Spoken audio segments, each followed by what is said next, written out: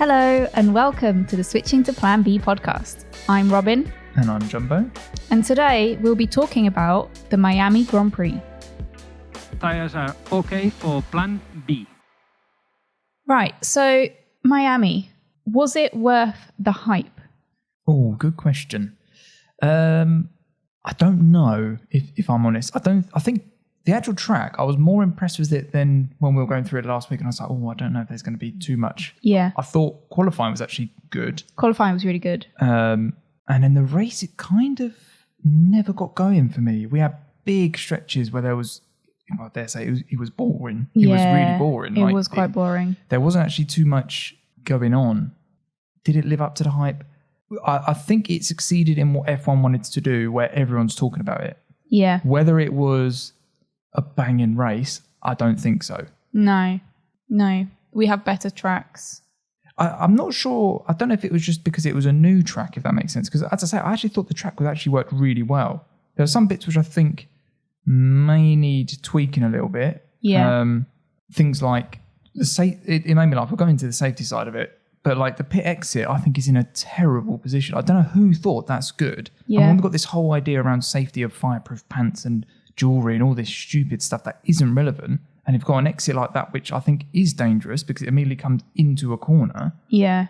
And then we haven't got Tech Pro barriers anywhere I couldn't see.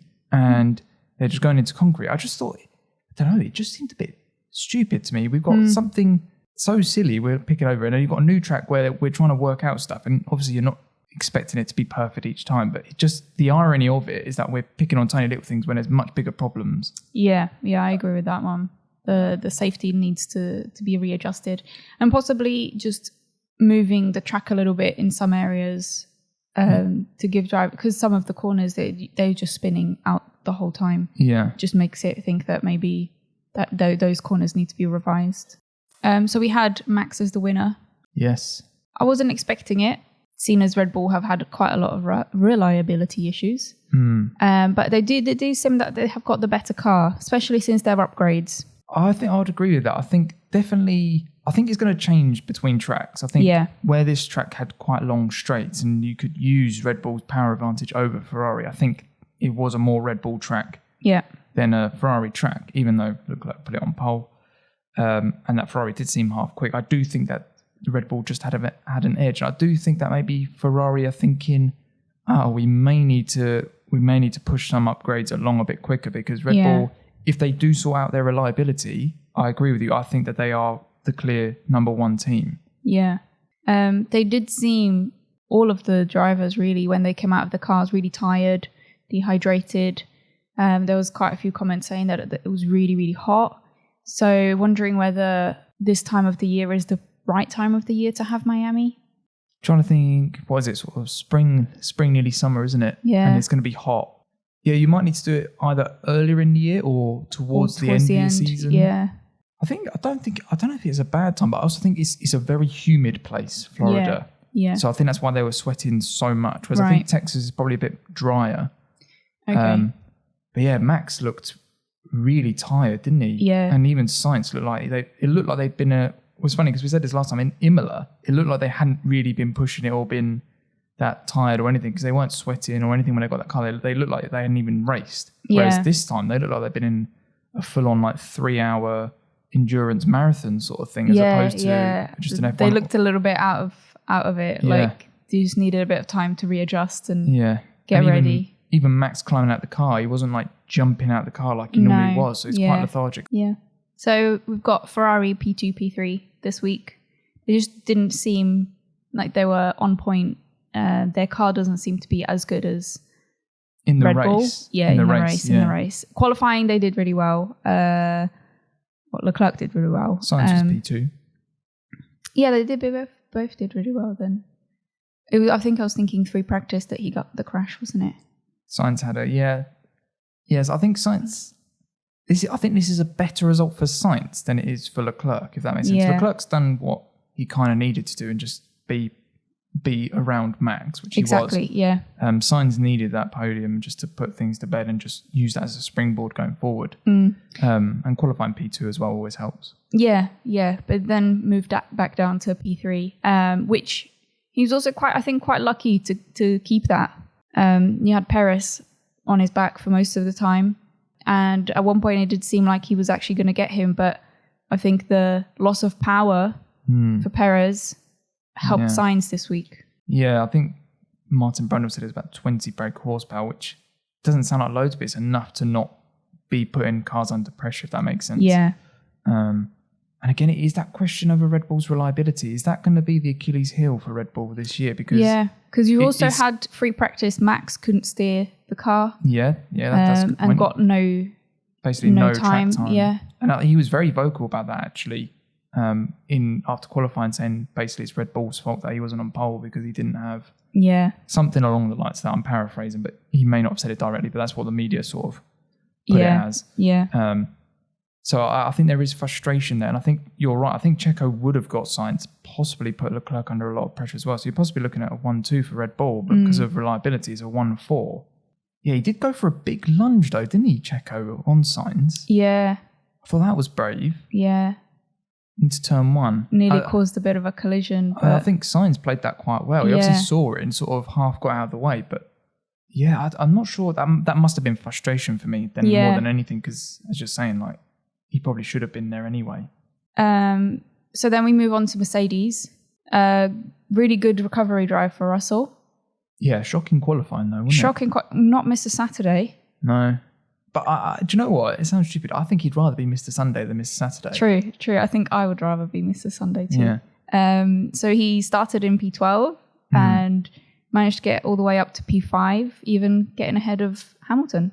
Yeah, we do have to give that some context though, because he did have fresher tyres. Well, he also benefited from staying out until there was the virtual safety car and safety car. He pitted during safety car, yeah. So he actually basically stayed where he was because of that. And obviously, like, Lewis is unfortunate not to have benefited from that as well. But like, it's just racing. That's how it goes. Yeah. But we thought he might do an Albon and just go with it all the way and see only pit. To the end, only pit if he had to. But yeah, Russell is, I don't know, I think Russell seems more confident in that car. I mean, if you take Saturday out of the equation, he didn't look confident in that. Lewis looked better in it. But then in FP1 and 2, it looked like that Mercedes had pace. And then it just disappeared. I think he was even P1. Yeah, FP2, he was top of the charts. Yeah. Obviously, there is pace in that car, I think, but they can't seem to dial in the setup to make it work. It seems like it's a very difficult car to set up, and they can't get it in the right window. And then if it's not in the right window, it's like in no man's land. Yeah. I think the drivers are doing better than the car is, but they seem to be like the third best car, if that makes sense. The third, just because of where they're putting their car every week. Yeah. I would agree that the top two teams seem like they are about a second a lap ahead of everyone. Yeah. And I think everyone else is kind of thereabouts. Maybe Mercedes a little bit quicker than them, but not by much, because I think they could, Bottas was fine with them all weekend, and Bottas would have got ahead if it wasn't for, I think it was like one of the last corners or one of the last laps. He messed it up, didn't he? He messed it up, and both the Mercedes got ahead of him. Yeah. But yeah, it is a bit of a shame. I know people don't like Mercedes and all that, but you want as many cars at the front as possible. So it's almost like we just swapped out Ferrari for Mercedes. I kind of wanted there to be more teams up there as opposed to just two. Yeah, I don't so really that the mind podiums are different every week, and so that there is more of a fight, and it's I agree, because it is a little bit boring just watching P1, P2, and P3 just fighting between them because they're the same drivers every week. Yeah, that's what I mean. It would be great to have 3, maybe 4 teams battling up there. Yeah, but I think the gap already, 1 second's a lot of time to find an F1. Yeah, so we have to rely on midfield again. Yeah, but as I say, the midfield is good. I think was it JB was saying from about 5 downwards, it was going to be relatively tight. P10, yeah, and it was quite tight. One of the surprising things about this week was we were expecting there to be major crashes. Yeah, not in like a sick way, like crashes, but just because it's a street circuit and it looked quick, and there's quite a lot of corners where you can't really see. Yeah, a lot of blind corners. Yeah, but there wasn't really. We had a few in practice, which is what we mentioned earlier. There wasn't really the safety element to that to prevent those crashes or to help those crashes, let's say, like they had at Jeddah, which I thought was interesting. They didn't have them here. But yeah, you're right. In qualifying, there wasn't really anything. And then again, even in the race, there wasn't anything which was like major. I mean, we had the Lando. We had a few collisions, but they weren't major. Most of them managed to keep going. So we had Alonso touch Gasly. Alonso actually touched Hamilton as well in lap 1, didn't he? He did, but they said that there was no damage. So I don't know if it really counts as a crash. It doesn't, but I just thought it was a weird move to go for that early on. I know you want to be aggressive at the beginning, but I just thought Alonso throughout this was a bit strange. Yeah. Maybe not in the right mindset. So we had Alonso and Gasly. Not too long after that, Gasly and Norris, which was also a strange one. You heard in the radio that Gasly was struggling a little bit with his car. So I don't know if that had something to do with the fact that he then didn't notice Norris or...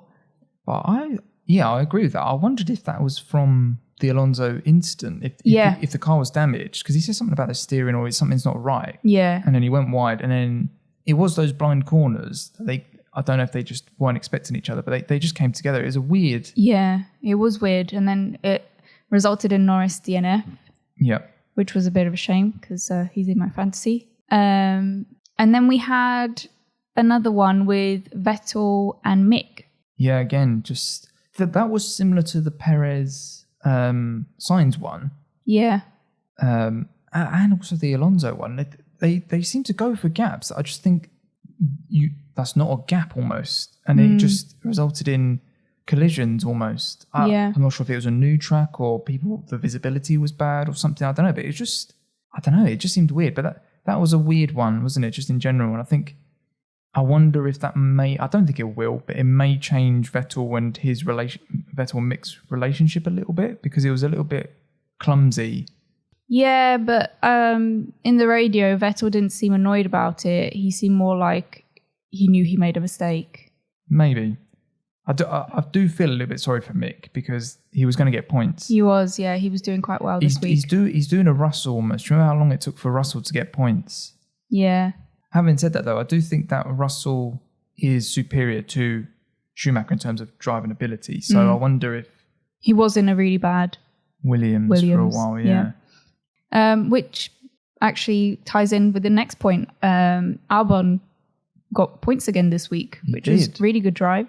He is driving so well, and I think it is going under the radar a little bit about how well he's doing in the car. Bear in mind, everyone raved about Russell in the Williams when he was doing it. Yeah. Albon is there consistently putting it near the points, or if in the points. Yeah. And the gap between him and Latifi seems greater than it ever was with Russell and Latifi, in my opinion. Yeah. I think that's partly Latifi struggling to get used to the new car. Could be, yeah. But also, I think people didn't realise how good Albon is. Yeah, because he was in a top team and not doing great, and so you think he's not a good driver.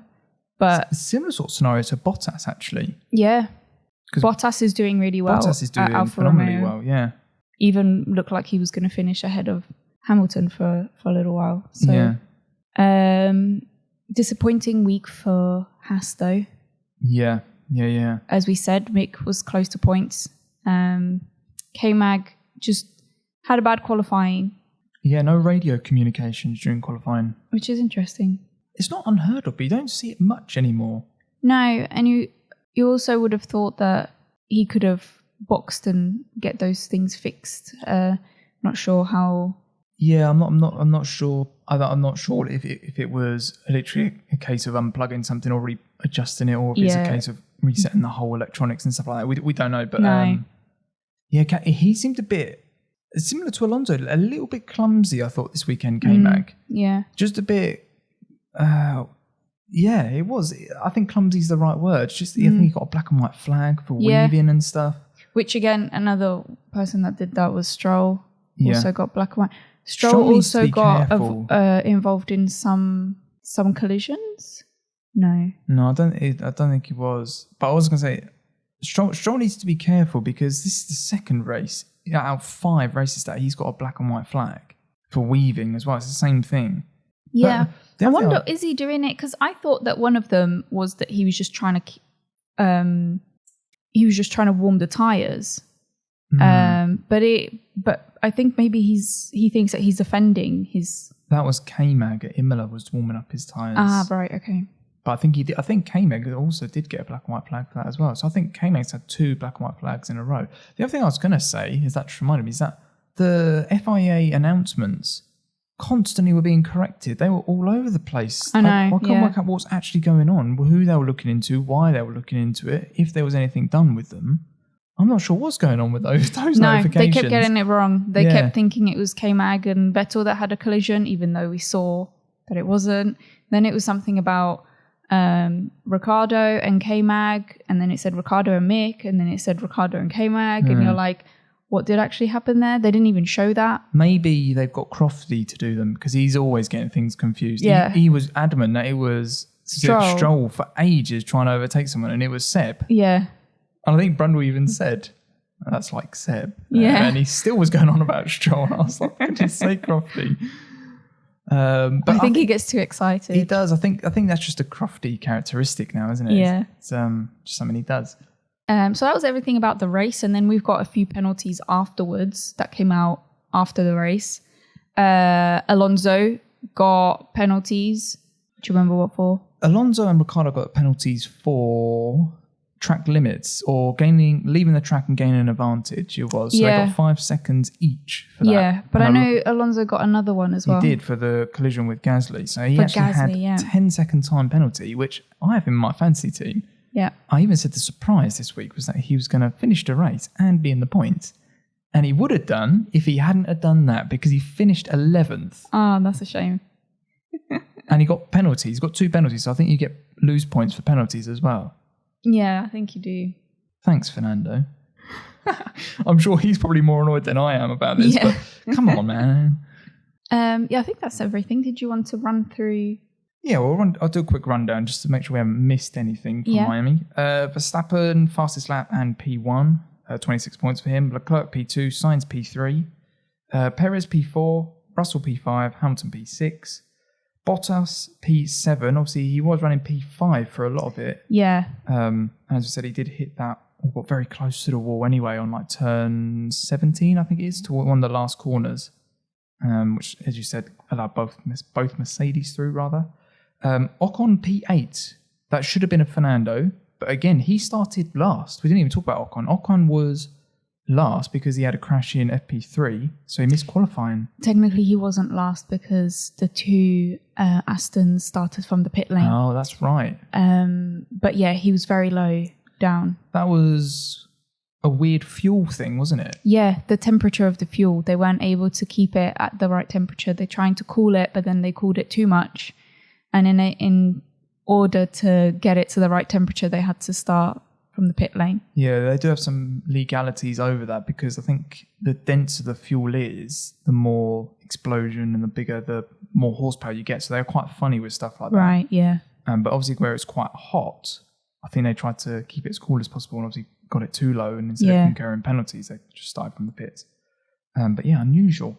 Back to the rundown, no? So Ocon was P8, Albon P9, as we said. So that's 2 points, an extra 2 points that he's got there. So he's doing well. I really like Albon. I think he's doing really well. Yeah. More red hair as well this weekend. Yeah, yeah. So it's obviously a good luck sign. But yeah, Stroll P10, a point for Stroll in the end. Again, starting from the pits. That's actually not a bad result. Yeah, that is good, yeah. Alonso, as we said, P11.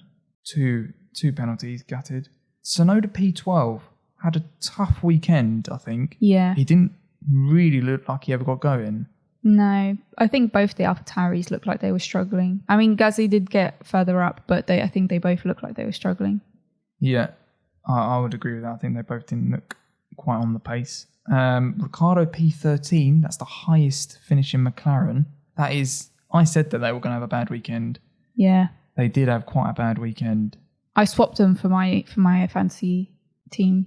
So you had McLaren as your... Oh, you did, didn't you? You had McLaren as your team. Yeah. I had Alpine and Alonso kept not finishing, so I thought at least McLaren both seemed to finish, but they had a really bad week. They did. I'm going to stick with it though. Latifi 14th. Yeah. Even there, he's 9 seconds behind Ricciardo. And Ricciardo had a 5-second penalty. Yeah, so he was... I don't know why he was so far behind everyone there. Schumacher obviously had a collision with Vettel, was finished 15th, but was way behind. Yeah. He was the last sort of finishing car, because then we had Magnussen 16th, Vettel 17th, Gasly 18th, technically not classified, along with Norris and Zhou. Zhou had a bad weekend, actually. Yeah, he had to retire quite early on. Yeah, but I think I did say, it's funny, I said this early on, I thought that he would score points and then it would just dry up from there. And it seems to be that the gap between Bottas and him is a big one. Yeah. It's like Albon and Latifi. I think you give them a bit more time. But as I say, we're 5 races in, you want to start to see something a little bit where you go, To be fair, it did take Tsunoda quite a while. It did. I think Tsunoda still had more about him, though. Does that make sense? I don't know. I think Tsunoda had something, if that makes sense. Yeah. The other thing I was going to mention is just Miami in general. We had quite a lot of slightly different liveries, different helmets designs. Was there anyone that you went, you like that one? Yeah, Lando's was my favourite helmet design. Yeah. The basketball. I did really like that. I just felt it was really well done. And it also kind of follows the lines of his normal helmet, the side bit. Yeah, a little bit. I mean, I can see what you mean there. I'm trying to think. Was it Bottas that had about 3 helmet designs? He did. One of them was really good. The purple one was quite good. Yeah, I was going to say, he had some good I think that's the one he wore at qualifying. Checo's one was even more vibrant than normal as well. Yeah, and then you've got Ricciardo's Hawaiian shirt. Or Miami shirt almost, wasn't it? Yeah, that was quite a good one as well. Yeah, there was a couple in there that I was like, oh, that's good. I can't remember them all. I think a lot of them did something. As I say, F1 really made this a special thing. They even had special Miami bits in the intro and stuff like that. And like they had that Miami blue, the turquoisey colour, which I'm a big fan of. Really like that. That's what I meant about the hype. It was very hyped up Miami, wasn't it? The fake marina as well. How can we not mention that? Yes, yeah, that was strange. So many celebrities, and the pit walk was unbelievable, wasn't it? It was literally chaos there.